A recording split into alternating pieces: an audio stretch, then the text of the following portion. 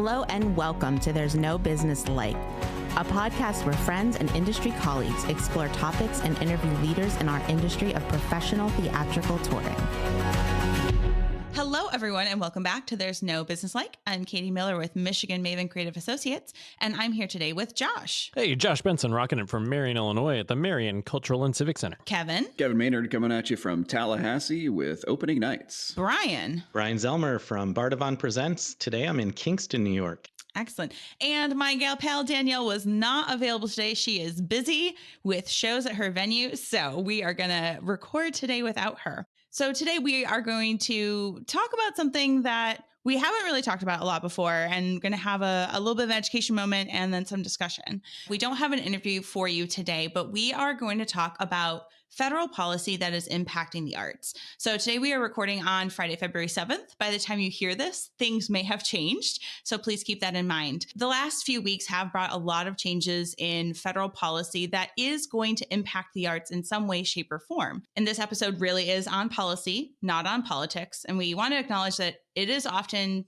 difficult to discuss policy without it feeling like politics, without having a lot of emotions and energy around this conversation. We just want to take a moment to talk about some facts of what is happening right now, and then have some discussion about how this might impact our industry, our livelihoods, our colleagues in the future. Thank you, Katie. There are a lot of executive orders that have come out that are impacting the arts and probably will continue to impact the arts. So we have broken down this list for you all on ones that are directly impacting the arts and ones that are indirectly impacting the arts. So starting off with the ones that are directly impacting the arts, one of the first executive orders was an initial rescission of harmful executive orders and actions. That is the title that it is given. And this executive order rolled back a lot of Biden administration executive orders, but specifically the one that impacts the arts is it rescinded Executive Order 14084, which was titled Promoting the Arts, the Humanities,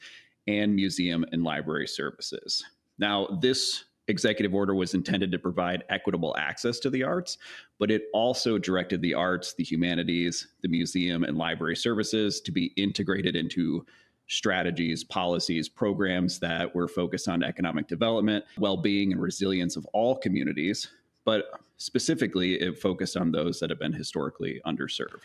There's also been a number of executive orders that have focused on diversity, equity, and inclusion. There are a number of executive orders on this topic. This impacts everything that is federally funded by removing any mention of diversity, equity, and inclusion. The NEA just announced that grant deadlines are changing as they update their guidelines. They have also removed the Challenge America grant from their granting process. All right, so let's talk for a moment about executive orders indirectly impacting the arts, such as immigration. There was an executive order issued entitled Protecting the American People Against Invasion. This will make it more difficult to build relationships in our communities, regardless of a person's legal status, because having an increased law enforcement presence or ICE presence might make people in our communities nervous, less willing to gather for programming, community engagement opportunities. We could see impacts in our ticket sales, our community engagement, education efforts. And that's just going to impact a lot of what we have been trying to build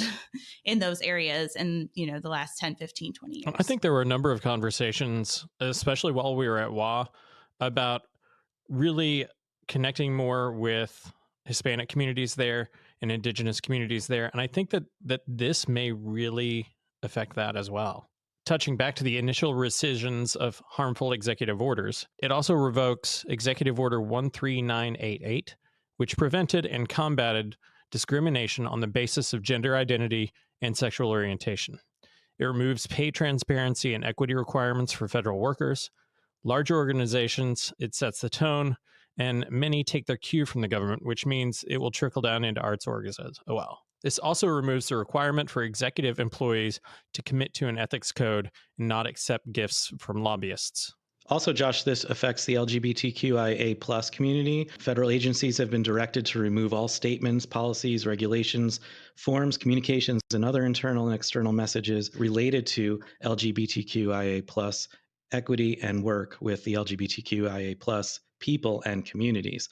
Obviously, this community and all communities include artists and administrators and all sorts of people that work in our industry. Yes. So this is not a comprehensive list of the executive orders that are affecting the arts and impacting the arts. This also doesn't touch on the ones that impact federal funding and federal payments for grants, and which also impact many of our organizations. But many executive orders are facing lawsuits. Things are rapidly changing. But there is a litigation tracker for these from Just Security, and it is based at the Recenter on Law and Security at New York University School of Law. We will put a link to that in the notes. I will say this is not just for arts executive orders, it is for literally everything. So there's a lot in there. So it feels a bit overwhelming to go through, but it is a good resource on that. So obviously there is a lot going on. It does make people a little uncertain about the future. So we took some time to talk to a few colleagues this week and sort of take their temperature on how they're feeling about sort of the uncertainty that we're facing. And one topic that was brought up in conversation with an industry veteran friend of ours was just sort of like the idea of resilience and how resilient can we be so soon after exiting the pandemic and going through what we just went through. So this person, said, in their 25, 30 years in the field, they went through 9/11, where there was huge changes in programming, what you could program and couldn't program after 9/11. There have been, continual funding attacks on National Endowment for the Arts and National Endowment for the Humanities, the 2008 through 2012 recession, and then, of course, the pandemic. We just seem to be having to rebuild over and over and over again. So really their question or their concern was, how do we stay resilient through sort of another iteration of this, another moment where we're like, what is going to happen? Are we going to have funding tomorrow? Are ticket buyers going to come back because we're still rebuilding audiences? It's just a concern that we're going to see another wave of people leaving the industry, and we're just going to be too tired to sort of continue on through this moment. I'm going to say that I think as it gets harder, we will see more people leave the industry again. I mean, we saw it with COVID. We saw it with the recession. Tons of people left the industries in both of those situations. And I think we'll see it again. But there's also a beauty to that, because that lends space for new people to come up in the industry and new voices to come up in the industry, new voices to be heard. As sad as it may be that hard times kind of will end up pushing some people out of the industry, it opens it up for new voices. It opens it up for new perspectives, and it allows us as an industry to grow. Yeah, Josh, I was thinking a very similar thing. So like, it's almost like that perpetual optimist in me is like, well, here's the silver lining. But I do think that there's a great opportunity for especially our veteran colleagues who may be at that point that they're like, you know what, I'm close enough to retirement. Now is the time. That may take that step back. I do hope that they will take this time to continue to mentor and talk to some of the newer, even like midfielders in their careers, because while things are changing and while they may be exhausted and not want to continue that fight, the fear is that like that's a lot of knowledge leaving the industry, and with so many new people coming in at one time, I mean, sometimes we need a little bit of that infrastructure that, pass the torch, some of that knowledge to be able to continue and operate at the level that we want our industry to operate at. And I think it's also a time to come together more often than we even do, because just being there for one another, not just helping to guide one another and advise one another, but just having that support, because a lot of people are feeling afraid right now.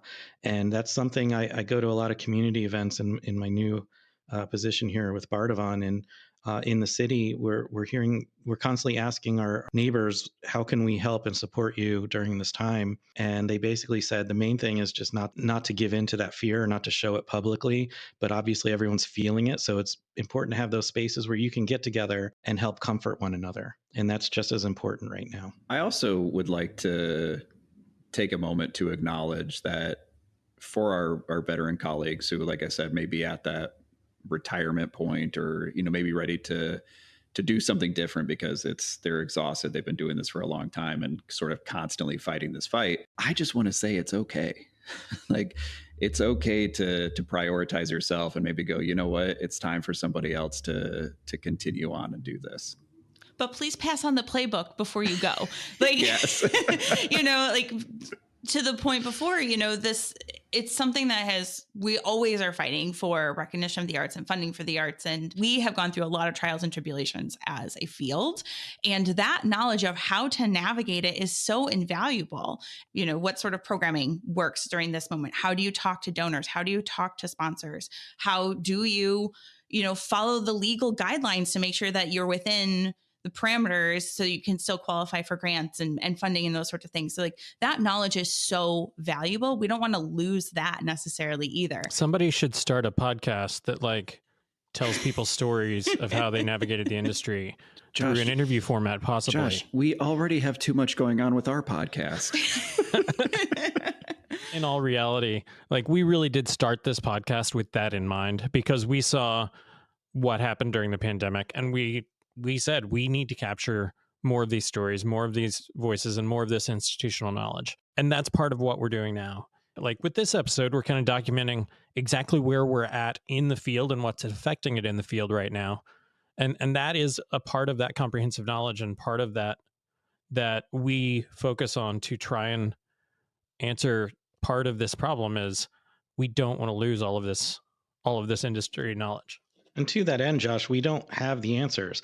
We're just saying that we're hearing you. We know that these are issues that are facing us at the moment in the industry. And we're all just trying to figure out, okay, what does this mean for us? Because there's a lot of unanswered questions and a lot of things that are still in the works that we don't quite know what the full impact is going to be yet. So then, friends, what can we do in this moment of uncertainty when we are just trying to make it from day to day with our programming and our lives in general, right? All of the responsibilities we have as people, all the responsibilities we have as employees and colleagues and leaders in our field. What can we do? Stay connected. Get in touch with your state art consortiums and other types of organizations.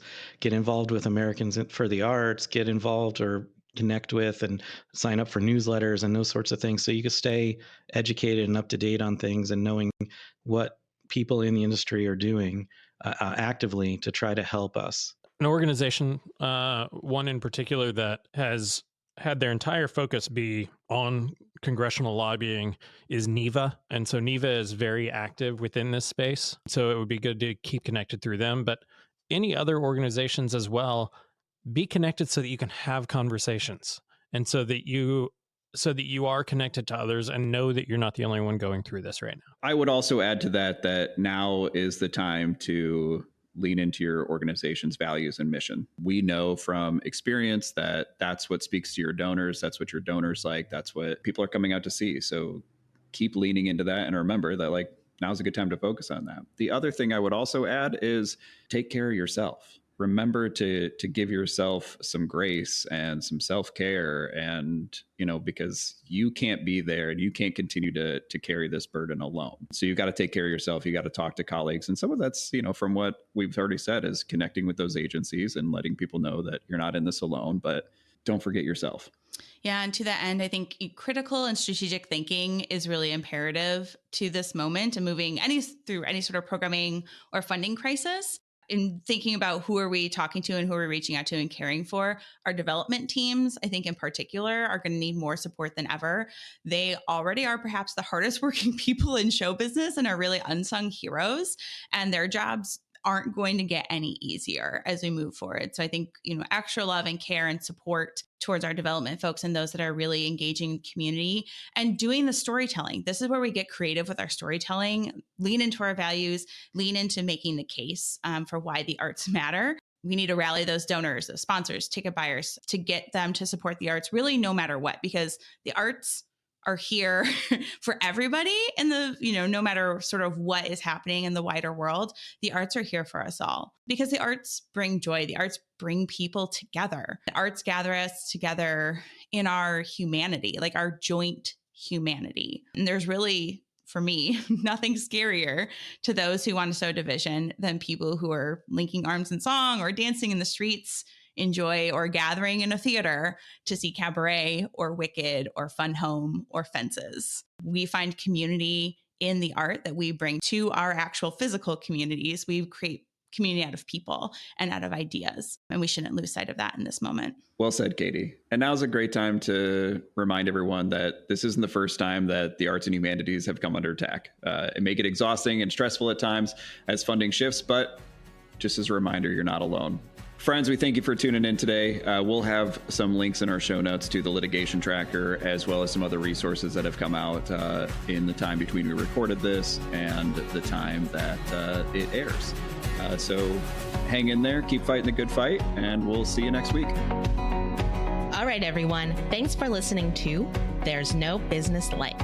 Our producers and hosts are Brian Zelmer, Josh Benson, Kevin Maynard, Katie Miller, and me, Danielle Van Hook. Views expressed in this podcast are ours alone and are not reflective of the organizations we are a part of. Keep up with us at nobusinesslike.com. There you'll find links to all of our episodes and socials. If you like this podcast, give us a like, a follow, a review, or our favorite, a 5-star rating. Oh, wait, what was that site? I got it, don't worry. It is nobusinesslike.com. Do I sound out bus-I-ness every time I type it? Yep, sure do. Stay in touch, my friends. Hello, everyone, and welcome back to There's No Business Like. I'm Katie Miller with Michigan Maven Creative Associates, and I am here today with Josh. Okay. Start over. Back it up. Yeah. Sorry. It's all right. I mean, it's just you were overdriving whenever you were that close. Okay. Just roll back to the living room. Hello. Hello. I'm going to go all the way back here. What? You want me to do a cheerleader clap? Like, No, I don't want any fucking claps. how's this going so far? Nailing it.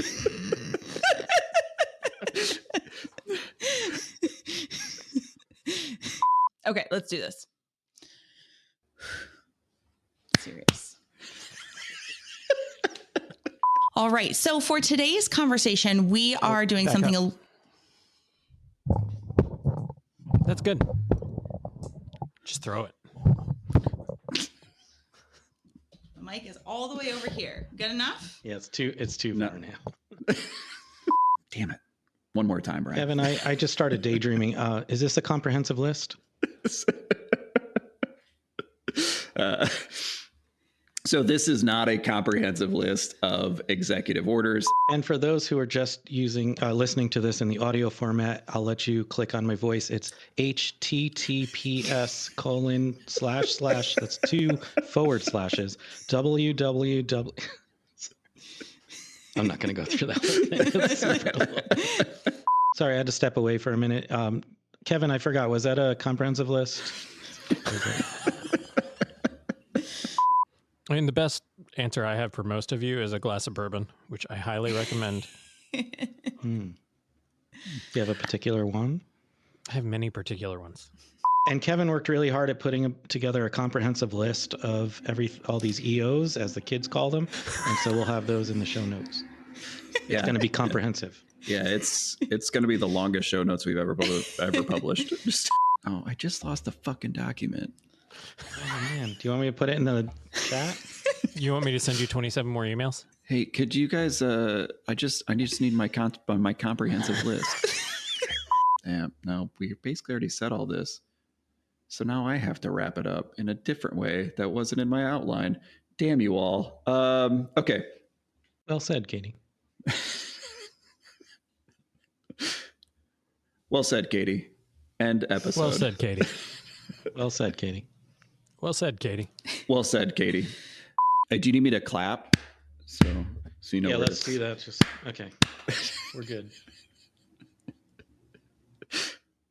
I like that it's the dumbest joke, but I don't. Dumb jokes are the best jokes, I think, personally. I mean, dumb jokes are Brian's only jokes. Hey. Thanks, Josh.